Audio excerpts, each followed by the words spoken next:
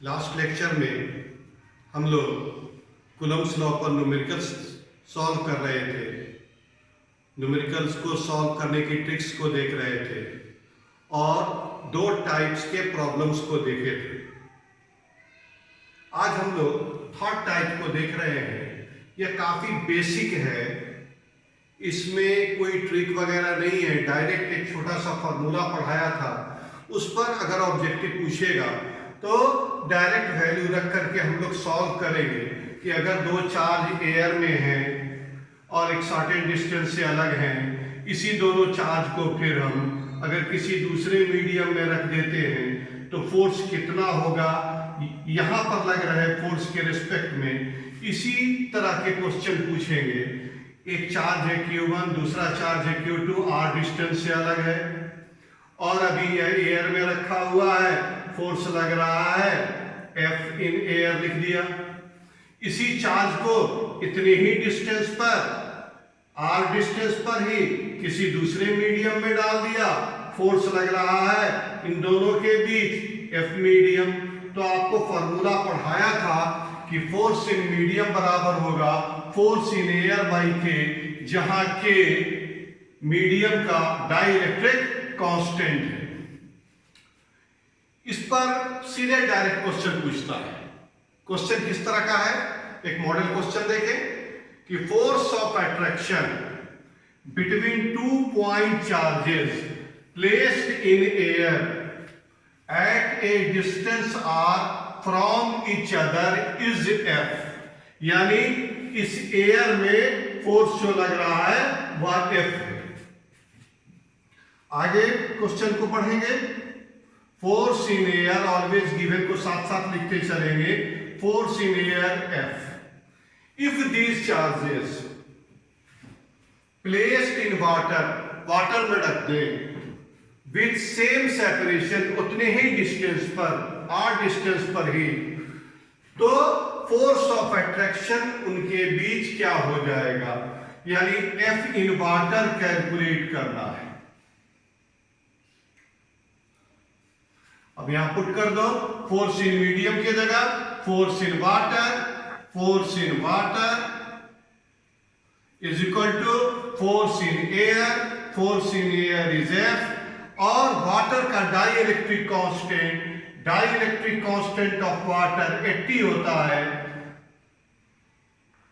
तो यहां पर K की जगह हम लोग 80 लिख देंगे तो हमारा रिजल्ट आ गया force in water is equal to F by 80।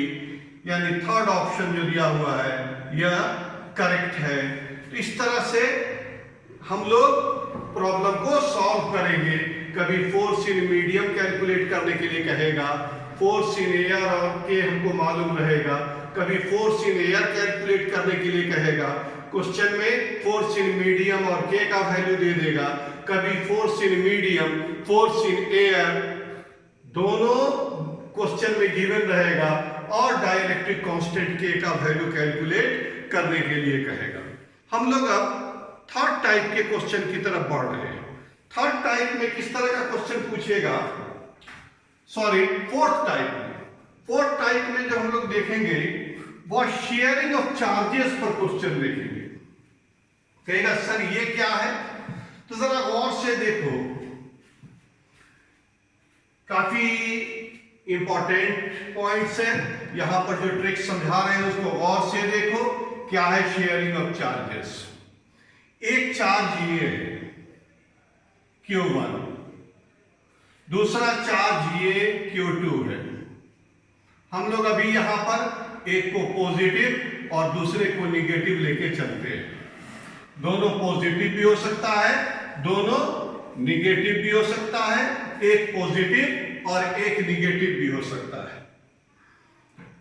Question में इस तरह से क्वेश्चन सेट करेगा कि दो चार्ज हैं, एक दूसरे को अट्रैक्ट कर रहे हैं, तो तुरंत हम लोग एक का साइन प्लस ले लेंगे, दूसरे का साइन माइनस ले लेंगे। अगर ऐसा कर दे कि दो चार्ज हैं जो एक दूसरे को रिपेल कर रहे हैं, तो दोनों चार्ज या तो पॉजिटिव ले लेंगे या निगेटिव ले लेंगे।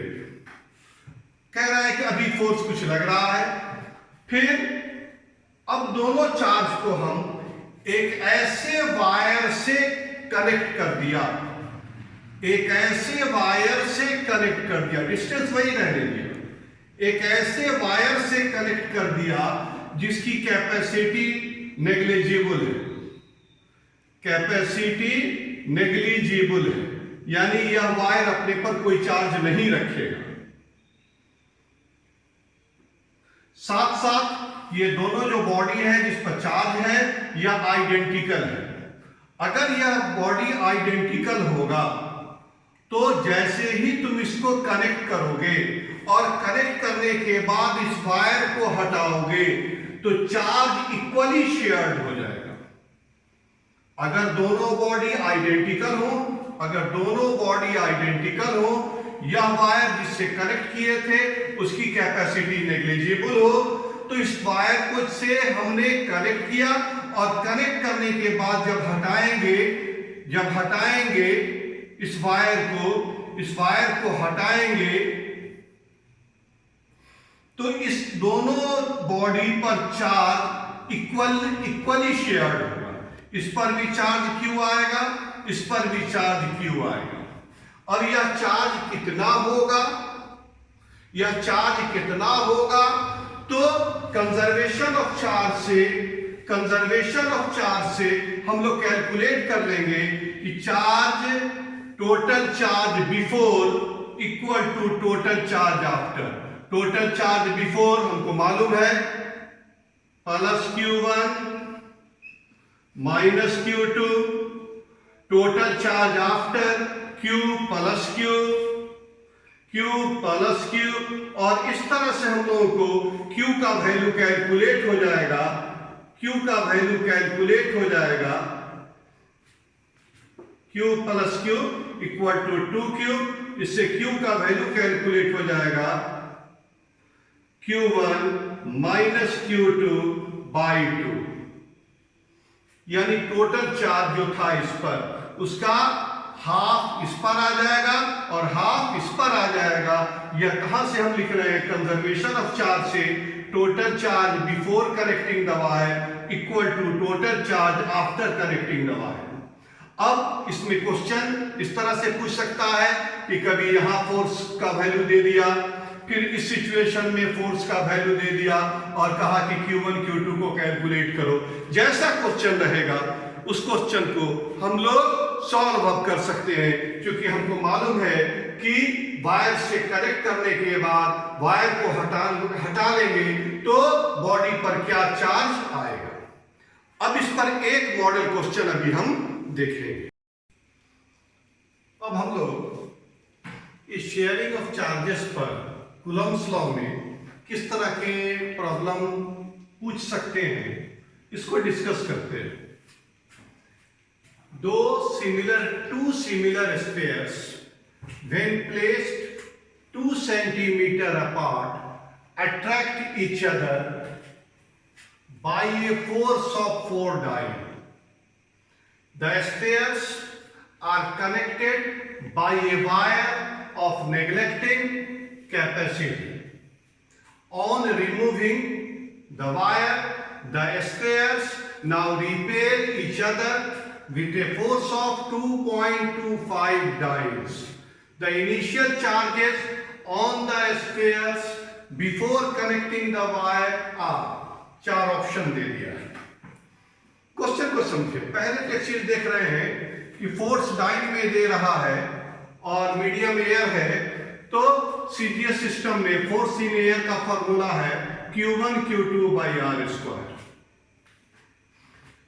शुरू में देखो क्या है, पहला लाइन क्या कर रहा है, हम यहां पर इस तरह से लिख रहे हैं initially 2 spheres when placed 2 centimeter apart attracts each other. Attract तक करेगा जब एक चार्ज पॉजिटिव होगा दूसरा निगेटिव होगा। each other by a force of 4 dyne. एक स्फीयर ये, दूसरा स्फीयर ये, दोनों सिमिलर है, एक जैसे हैं। बीच का डिस्टेंस दे दिया है 2 सेंटीमीटर, बीच का डिस्टेंस दिया है 2 सेंटीमीटर। एक चार्ज पॉजिटिव ले लिया दूसरा चार्ज निगेटिव ले लिया, क्वेश्चन कह रहा है कि अट्रैक्ट ईच अदर, तो फोर्स लग रहा है, फोर्स का वैल्यू यहां दे रहा है 4 डाइन, 4 डाइन, और फॉर्मूला में पुट करो और देखो यहां से क्या रिजल्ट आ रहा है। पहले F is equal to Q1 Q2 by R square. F की जगह क्या वैल्यू पुट करेंगे अब, 4 equal to Q1 Q2 by 2 square, distance 2 centimetre है दोनों चार्ज का, तो 2 स्क्वायर। अब आगे बढ़े, इसको सॉल्व करें, यहां से एक रिजल्ट आ गया हमको, क्या आया, Q1 Q2 is equal to 2 का स्क्वायर 4, 4 इंटू 4 16। इसको हम लोग इक्वेशन 1 कंसीडर कर लिया। हम लोग का क्वेश्चन कह रहा है initial charges on the sphere before connecting the wire, यानी Q1 और Q2 का वैल्यू कैलकुलेट करना है। अभी इसी इक्वेशन में हमको आया Q1 इंटू Q2। क्वेश्चन के नेक्स्ट हिस्से को पढ़ो, the two spheres are connected by a wire of neglecting capacity. On removing the wire, the spheres now repel each other with a force of 2.25 dynes. दोनों sphere को after connecting by a wire and after removing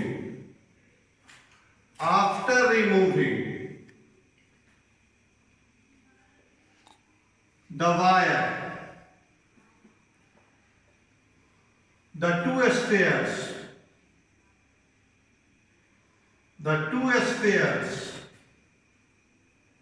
acquire same charge,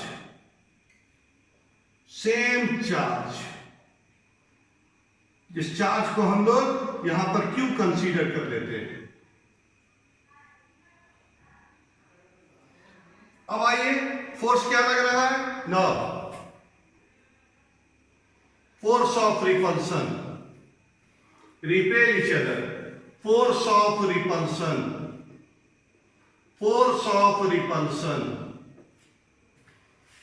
F is equal to same formula Q1 Q2 by R square. F का value क्या दे रहा है problem में, देखो wire को हटा देने के बाद, रिमूव करने के बाद फोर्स हो जाता है 2.25, तो फोर्स का मैग्नीट्यूड लिख दिया 2.25 इक्वल टू, दोनों पर सेम चार्ज आ चुका है, इस दोनों पर चार्ज अब सेम आ गया है, Q बीच का डिस्टेंस वही है 2 सेंटीमीटर, तो यहां पुट करेंगे Q into Q by 2 square. इसको सॉल्व करें तो इससे आ जाएगा Q square equal to 4 into 2.25, 2 का स्क्वायर 4, 4 इंटू 2.25 9। इसको फिर सॉल्व करो तो इससे Q इज इक्वल टू हो गया, Q इक्वल टू हो गया 3 ESU। हम लोगों को फाइनली निकालना है Q1 और Q2 का वैल्यू। हमने समझाया है कि कंजर्वेशन ऑफ चार्ज कहता है कि इनिशियली और फाइनली जो चार्ज है उनके वैल्यू में कोई फर्क नहीं पड़ेगा। तो from conservation of charge,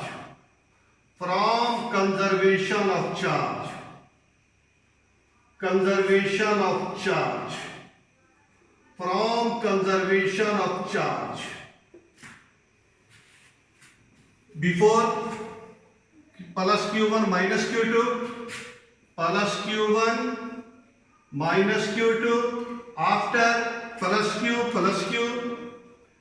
repel हो रहा है तो दोनों लाइक चार्ज होंगे। तो Q प्लस Q, इससे आ गया हमारा equal to 2Q equal to 2 into Q का वैल्यू कैलकुलेट कर चुके हो 3। तो हमारा रिजल्ट आ रहा है बच्चे Q1 minus Q2 is equal to 2Q। इससे Q का वैल्यू कैलकुलेट कर चुके थे, वो यहां रख दिया, तो आ रहा है रिजल्ट हमारा Q1 minus Q2 equal to 6।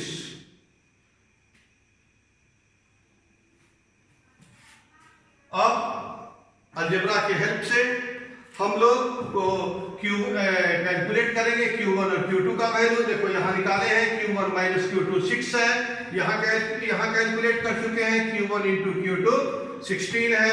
तो Q1 प्लस Q2 का वैल्यू निकालो, Q1 प्लस Q2 का होल स्क्वायर।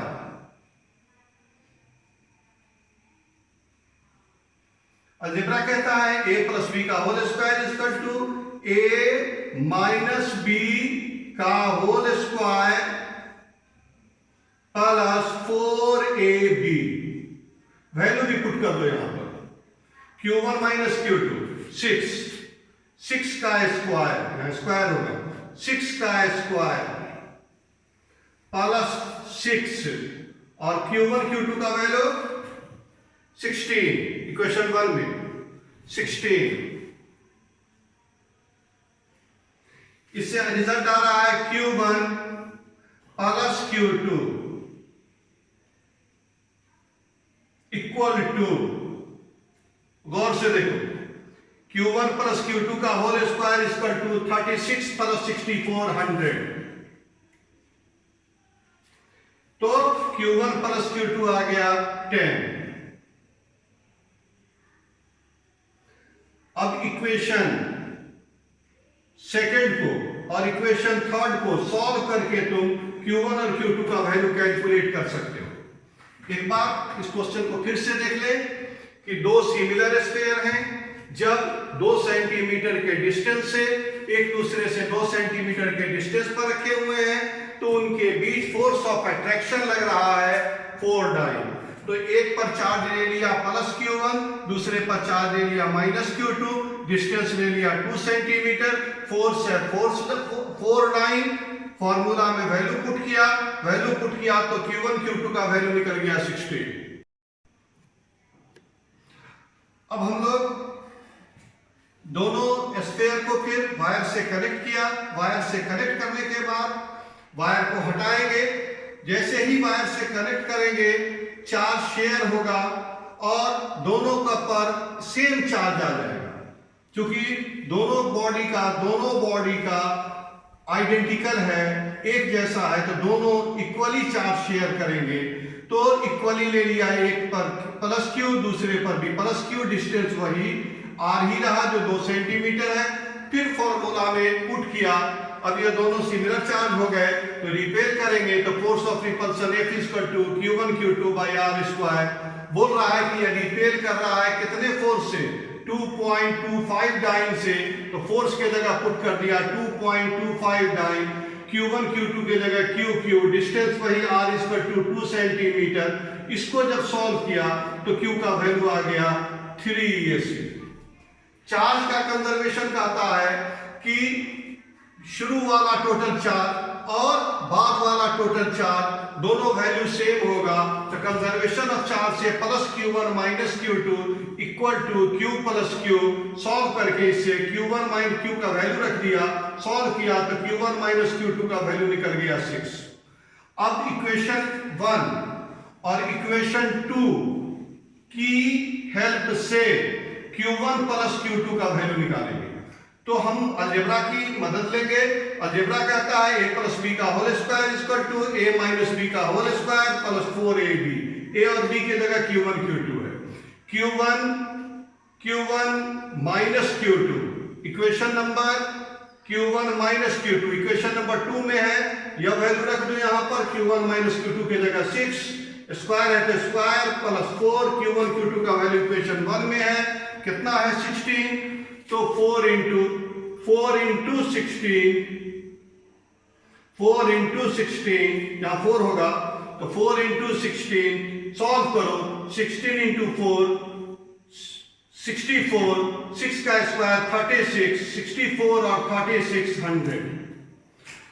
अब क्या आ रहा है रिजल्ट, Q1 प्लस Q2 का होल स्क्वायर इक्वल टू 100, इधर से स्क्वायर हटाओ, उधर रूट ले लो, तो Q1 plus Q2 equal to आ गया 10 ESU। हम लोग को चाहिए, क्वेश्चन कह रहा है initial charges on the sphere, यानी यह इस Q1 और Q2 का वैल्यू कैलकुलेट करना है। आपके पास दो इक्वेशन है, इक्वेशन 2 और इक्वेशन 3, इसको ऐड करो और सब्सट्रैक्ट करो तो Q1 Q2 का वैल्यू हमको कैलकुलेट हो जाएगा। From equation first, second plus third, direct add करो, ऐड करोगे तो plus Q2 minus Q2 cancel होगा, 2Q1, Q1 plus Q1 2Q1 equal to 10 plus 6 16। फिर से एक बार, इक्वेशन 2 और इक्वेशन 3 को ऐड कर रहे हैं, plus Q2 minus Q2 cancel, Q1 plus Q1 2Q1, 2Q1 equal to 10 plus 6 16, 2Q1 equal to 16, इससे आ गया Q1 is equal to 8 ESU। अब Q2 निकाल दो, फ्रॉम इक्वेशन, कोई इक्वेशन उठा लो third, Q2 is equal to 10 minus Q1, 10 minus Q1, 10 minus 8 equal to 2 ESU। तो हम लोग का रिजल्ट आ गया 2 and 8, 2 ESU and 8 ESU। अब ऑप्शन में खोज लो, जहां 2 और 8 मिले उस ऑप्शन को टिक कर लो, यही हम लोगों का करेक्ट आंसर होगा, 2 ESU and 8 ESU।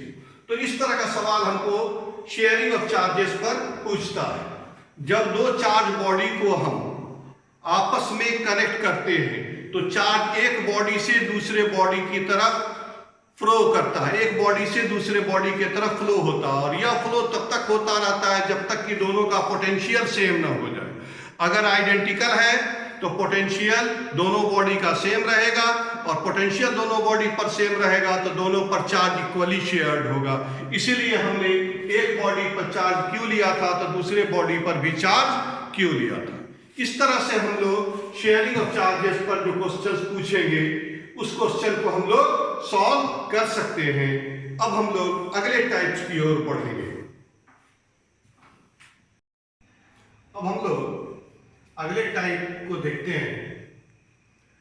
इसमें ट्रायंगल के शेप में रहेगा फिगर, डायग्राम जो हम लोग का आएगा वो ट्रायंगल के शेप में आएगा।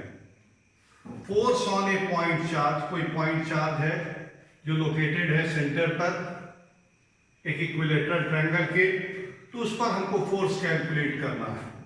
इसको हम लोग एक क्वेश्चंस की तरह देखते हैं कि calculate the force on A charge plus Q0 at the centre O in the given equilateral triangle. इस गिवन इक्विलेटरल ट्रायंगल के सेंटर पर कोई चार्ज है प्लस Q0, तो इस पर फोर्स कैलकुलेट करना है।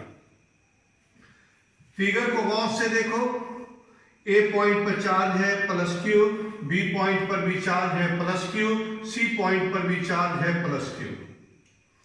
हम यहां से इस पर ऐसे परपेंडिकुलर डालें, इस साइड पर यहां से परपेंडिकुलर डालें, इस साइड पर यहां से परपेंडिकुलर डालें, तीनों परपेंडिकुलर जहां पर मीट होगा वही इस ट्रायंगल का सेंटर होगा।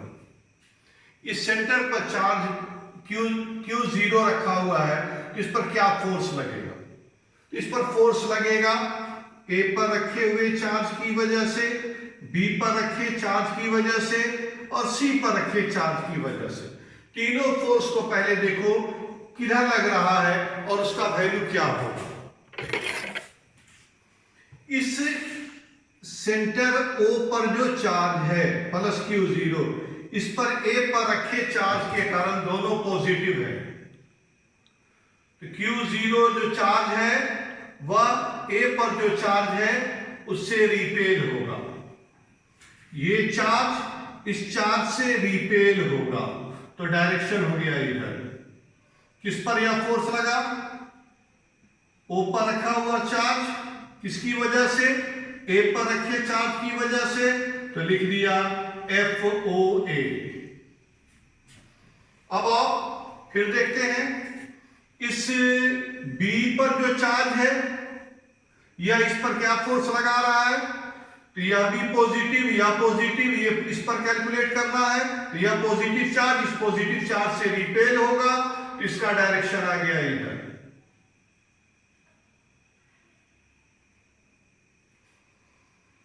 यह फोर्स का डायरेक्शन हुआ, यह हर एक साइड का लेंथ दिया हुआ था A, यहां लिख देते हैं। अब यह फोर्स किस पर लग रहा है? O पर, किसकी वजह से? B पर रखे चार्ज की वजह से, इसको लिख दिया FOB। अब आ जाओ, ये C की वजह से ऊपर चार्ज, ये पॉजिटिव चार्ज इस पॉजिटिव चार्ज से उसी तरह रिपेल होगा,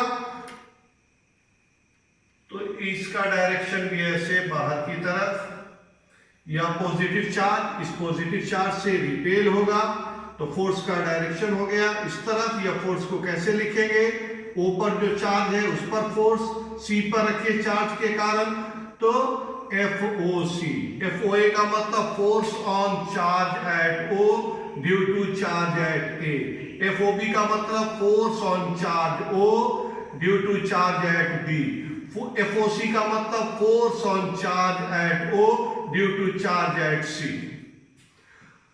गौर से देखो तो O से A का डिस्टेंस, O से B का डिस्टेंस और O से C का डिस्टेंस बराबर है। ये तीनों डिस्टेंस बराबर है, और इस दोनों चार्ज का प्रोडक्ट, इस दोनों चार्ज का प्रोडक्ट और इस दोनों चार्ज का भी प्रोडक्ट बराबर है, तो यह तीनों फोर्स का मैग्नीट्यूड भी आपस में इक्वल होंगे, क्योंकि F होता है 1/4 pi epsilon not Q1 Q2 by R square. Q1 Q2 और R का वैल्यू अगर नहीं चेंज कर रहा हो तो फोर्स का वैल्यू भी नहीं चेंज करेगा।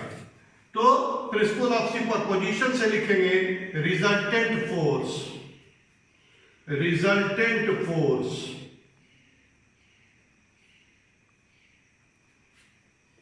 On charge plus Q0 at center O is FOA. FO is equal to FOA plus FOB plus FOC। अब यहां पर थोड़ा फैक्टर की जरूरत है, गौर से देखो ये तीनों फोर्स के मैग्नीट्यूड बराबर है और तीनों के बीच का एंगल भी, तीनों के बीच का एंगल भी इक्वल है, 120 डिग्री 120 डिग्री 120 डिग्री।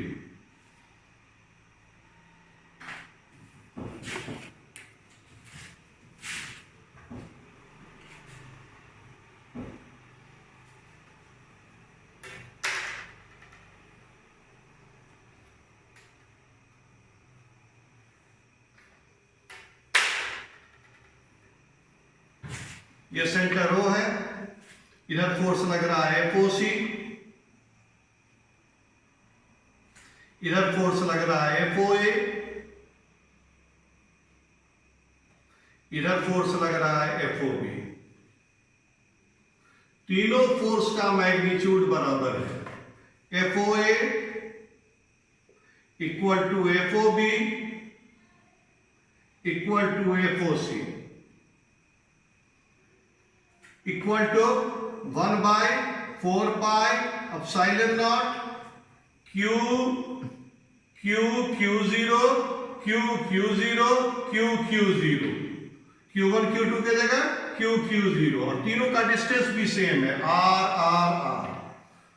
तो तीनों फोर्स का मैग्नीट्यूड बराबर है और इनके बीच का एंगल है 120 डिग्री। 120 डिग्री।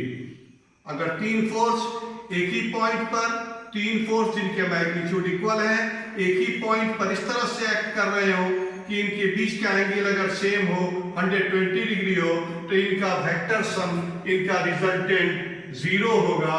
तो डायरेक्ट हम लोग लिखेंगे कि इस सेंटर पर रिजल्टेंट फोर्स 0 होगा। इसको तुम ऑब्जेक्टिव की तरह दिमाग में सेट कर लो कि अगर हमको क्वेश्चन में दिया रहे चार्ज, ये तीनों चार्ज अगर सेम रहे या चार्ज अलग भी रहे तो कोई फर्क नहीं पड़ रहा क्योंकि यह प्रोडक्ट में आता है, तो यह तीनों चार्ज का अगर वैल्यू सेम रहे तो सेंटर पर, ट्रायंगल के सेंटर पर जो चार्ज होगा उस पर रिजल्टेंट फोर्स 0 होगा। और इस तरह से ऑब्जेक्टिव को हम लोग डायरेक्ट ही करेंगे, इतना सॉल्व करने की जरूरत नहीं है। तो याद रहेगा कि अगर किसी ट्रायंगल के वर्टेक्स पर चार्ज इक्वल दे दें और सेंटर पर कोई चार्ज दे और कहे उस चार्ज पर रिजल्टेंट फोर्स कैलकुलेट करो, तो सीधे ऑब्जेक्टिव के ऑप्शन जो 0 होगा उसको हम लोग टिक करेंगे। अब इसका अगला टाइप जो है उसमें क्या है कि किसी वर्टेक्स पर, किसी कॉर्नर पर अगर कोई चार्ज है तो उस पर फोर्स कैसे कैलकुलेट करेंगे, इसके लिए हम लोग अगले टाइप पर जाएंगे, टाइप 6 पर। तो अब देखते हैं टाइप 6। अब हम लोग इस टाइप 6 में क्या देखेंगे कि चार्ज एक इक्विलैटरल ट्रायंगल के तीनों वर्टेक्स पर है और किसी एक पर फोर्स कैलकुलेट करना है। चाहे बी पर जो चार्ज मौजूद है इस पर फोर्स कहेगा कैलकुलेट करने के लिए, या ए पर मौजूद जो चार्ज है इस पर फोर्स, रिजल्टेंट फोर्स कैलकुलेट करने के लिए कहेगा। तो यहां देखो एक मॉडल क्वेश्चन दिया है, पॉइंट सब इस तरह से दे दिया है, force on A point charge at the corner of a triangle. 3 point charges हैं situated at the corner of an equilateral triangle of side 10 centimeter as shown in the figure। ये फिगर ऑलरेडी गिवन कर दिया है। यह एक equilateral triangle है, इसके हर एक साइड का लेंथ 10 सेंटीमीटर और इन पर चार्ज है ए पर प्लस 100 माइक्रोकूलम, बी पर प्लस 100 माइक्रोकूलम, सी पर माइनस 100 माइक्रोकूलम। कहता है कि the resultant force on the charge at B is, B पर जो यह चार्ज है इस पर रिजल्टेंट फोर्स कैलकुलेट करो। इस चारों में से कौन होगा, सही आंसर को खोजना है। तो आइए शुरू करते हैं। इस बी पर हमको फोर्स कैलकुलेट करना है, तो बी पर फोर्स लगेगा ए पर मौजूद चार्ज की वजह से और सी पर मौजूद चार्ज की वजह से। गौर से देखो ये पॉजिटिव चार्ज है बी पर और ए पर भी पॉजिटिव चार्ज है। बी पर मौजूद पॉजिटिव चार्ज ए पर मौजूद पॉजिटिव चार्ज से रिपेल होगा। तो यह आ गया इसका डायरेक्शन, यह ऐसे रिपेल होगा। ये किस फोर्स का डायरेक्शन हुआ, तो force on charge at B, force on charge at B due to charge at A. इसको आप ऐसे लिख सकते हैं एफ बी ए। अब इसी बी पर सी पर मौजूद चार्ज, सी पर क्या है, पॉजिटिव चार्ज, ये पॉजिटिव चार्ज, सॉरी सी पर निगेटिव चार्ज है, यह पॉजिटिव चार्ज इस निगेटिव चार्ज से अट्रैक्ट होगा। तो यह डायरेक्शन हो गया F, force on charge at B due to charge at C. अब इस दोनों का जो रिजल्टेंट होगा वही रिजल्टेंट हम लोगों को कैलकुलेट करना है। और से देखो तो ये दोनों चार्ज का मैग्नीट्यूड सेम होगा। क्यों सेम होगा? तो अगर FBA लेते हो तो चार्ज का प्रोडक्ट, और FBC लेते हो तो चार्ज का ये प्रोडक्ट, चार्ज का प्रोडक्ट सेम है, डिस्टेंस सेम है, तो फोर्स का मैग्नीट्यूड भी सेम होगा। तो रिजल्टेंट का डायरेक्शन इस दोनों के ठीक बीचों बीच कहीं यहां आएगा। ये पूरा एंगल बनेगा, ये पूरा एंगल बनेगा 120 डिग्री। इक्विलैटरल ट्रायंगल है 60 60 60, तो रिमेनिंग एंगल हो जाएगा 120। ठीक बीचों बीच, ठीक बीचों बीच, तो यह इसका डायरेक्शन इधर आएगा। किधर आएगा भाई? तो इस लाइन के पैरेलल। ये एंगल 60, तो यह लाइन और यह लाइन एक दूसरे के पैरेलल आ जाएगा। तो डायरेक्शन तो हमको मालूम हो गया, और डायरेक्शन दे भी रहा है पैरेलल टू AC। अब हम लोग को इस फोर्स का मैग्नीट्यूड कैलकुलेट करना है, तो आइए कैलकुलेट करते हैं।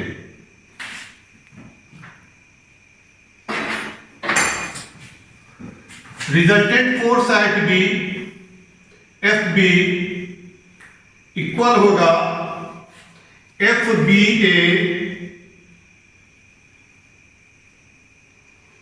Plus FBC। अब इसको दो तरीके से तुम वेक्टर के दो मेथड से इसको तुम सॉल्व कर सकते हो। एक तो सीधे फॉर्मूला होता है vector A plus vector B equal to vector C, तो magnitude of vector C equal to √A square plus B square plus 2AB cos theta, जहां थीटा वेक्टर A और वेक्टर B के बीच का एंगल होगा। एक तरीका यह है। दूसरा, इसको रिजॉल्व करके भी हम लोग यूनिट वेक्टर के टर्म में लाएंगे, और फिर उसको हम लोग उस क्या नाम है vector R equal to xi plus ij के फॉर्म में आएगा। तो magnitude of vector R equal to √x square plus y square के तरीका से भी सॉल्व कर सकते हैं। यहां दो ही है, तो हम लोग सीधे डायरेक्ट फॉर्मूला ले लेते हैं। मैग्नीट्यूड ऑफ वेक्टर C यानी magnitude of force B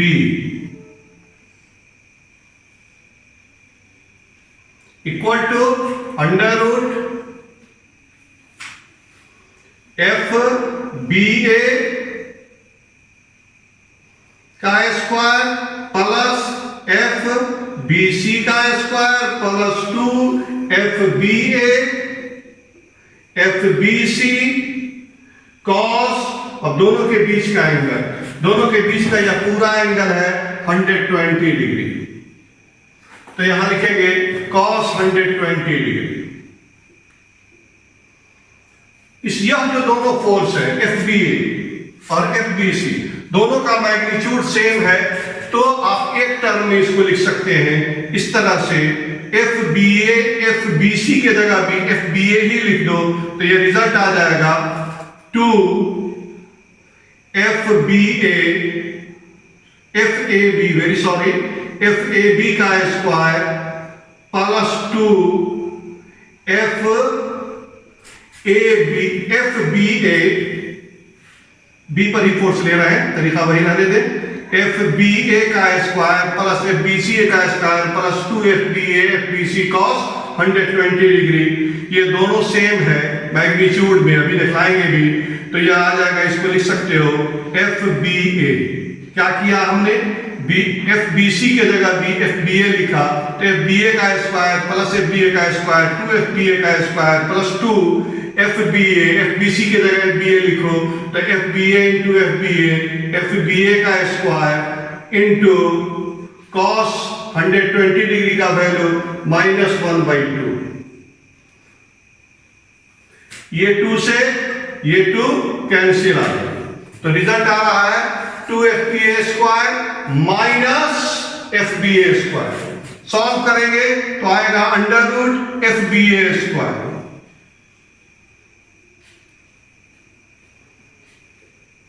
equal to FBA। अब FBA का वैल्यू निकाल दो, जो FBA का वैल्यू है वही FBC का वैल्यू, मैग्नीट्यूड निकालो 1/4 pi epsilon 0 Q and charge at B into charge at A divided by A से B के डिस्टेंस ए बी का स्क्वायर या बी ए का स्क्वायर जो लिखिए, मैग्नीट्यूड ही है। अब वैल्यू न्यूमेरिक वैल्यू पुट करो, आंसर आ जाएगा 1/4 पाई एप्सिलॉन 0 का वैल्यू 9 इंटू 10 का power 9 Q B charge at B 100 micro coulomb, 100 into 10 का पावर -6 कूलम में वैल्यू पुट करेंगे। फिर क्यू ए यह भी है 100 माइक्रो कूलम, तो 100 मैग्नीट्यूड है 100 माइक्रो कूलम, माइक्रो हटाओ 100 इंटू 10 का power -6 coulomb divided by distance 10 centimetre, इसको मीटर में चेंज करो 10 इंटू 10 का पावर -2 का होल स्क्वायर। अब इसको सॉल्व कर लो, बता चुके हैं तरीका कि पहले नंबर को सॉल्व करेंगे फिर 10 को सॉल्व करेंगे। तो आइए 9 एक ही जगह नंबर है, अब 10 को सॉल्व करो, पहले प्लस पावर देखो, इसको सॉल्व करोगे तो 10 का पावर -1 का स्क्वायर -2 ऊपर गया तो +2, 10 का पावर 9 इंटू 10 का पावर 2। आगे बढ़िए, ये 2 0 से 10 का पावर -4, इस 2 0 से 10 का पावर -4, तो ये आ जाएगा 10 का पावर -8, 10 का पावर -8। 9 प्लस बेस सेम है, पावर ऐड करो, 9 + 2 11, 11 - 8 3, 10 का पावर 3 न्यूटन। इस तरह से हम लोगों को फोर्स का मैग्नीट्यूड कैलकुलेट हो गया 9 इंटू 10 का पावर 3 न्यूटन। यहां पर ये 80 लिख दिया था, ये 80 नहीं लिखेंगे, सिर्फ यहां पर न्यूमेरिक वैल्यू पुट कर रहे हैं, तो न्यूमेरिक वैल्यू ही रहने देंगे। डायरेक्शन एक बार बता चुके, फिर एक बार देख लो कि FBA का डायरेक्शन A से B के अलोंग इस तरफ है, A से B के अलोंग FBC का डायरेक्शन B से C के अलोंग, इस दोनों का मैग्नीट्यूड सेम है, इस दोनों का रिजल्टेंट ठीक बीचों बीच आएगा, ठीक बीचों बीच आएगा, यानी लाइन AC के पैरेलल रहेगा, तो हम लोग का आंसर आ जाएगा 9 इंटू 10 का power 3 newton along parallel to AC। अपने ऑप्शन के हिसाब से पैरेलल टू AC, तो ऑप्शन को चेक कर लो, शायद फर्स्ट ऑप्शन ही में है यह आंसर 9 इंटू 10 का power 3 newton parallel to AC। इस तरह से हम लोग ट्रायंगल पर बेस्ड क्वेश्चन कूलम्स लॉ में अब आसानी से सॉल्व कर सकते हैं। अगर इसी तरह स्क्वायर पर दे तो आप स्क्वायर को भी सेम मेथड से स्क्वायर के फॉर्म में भी अगर क्वेश्चन दे दे, 4 वर्टेक्स पर चार्ज दे दे और कहे कि किसी एक पर रिजल्टेंट कैलकुलेट करो, या सेंटर पर कोई चार्ज दे दे और कहे रिजल्टेंट कैलकुलेट करो, तो हम लोग सेम मेथड से उसको कैलकुलेट कर सकते हैं। एक बात तो यह हो गई। तो आज हम लोगों का लेक्चर यहीं पर रुक रहा है, यहीं पर हम फिनिश कर रहे हैं। अगले क्लास में अभी न्यूमेरिकल्स खत्म नहीं हुआ है, अभी न्यूमेरिकल्स चलेगा। अगले टाइप में हम लोग देखेंगे कि अगर दो चार्ज किसी थ्रेड से सस्पेंडेड हैं पेंडुलम की तरह, तो उन पर बेस्ड किस तरह का क्वेश्चन पूछ सकता है, उसको बनाने का तरीका हम लोग अगले लेक्चर में देखेंगे। आप पूरी पढ़ाई को शुरू से आखिर तक सिस्टम में देखिए, एकदम सिस्टमेटिक वे में पढ़ाई चल रही है और हमको पूरी उम्मीद है कि आपको समझ में आ रहा है। तो फिर हम लोग अगले क्लास में मिलेंगे। आज के लिए थैंक्स।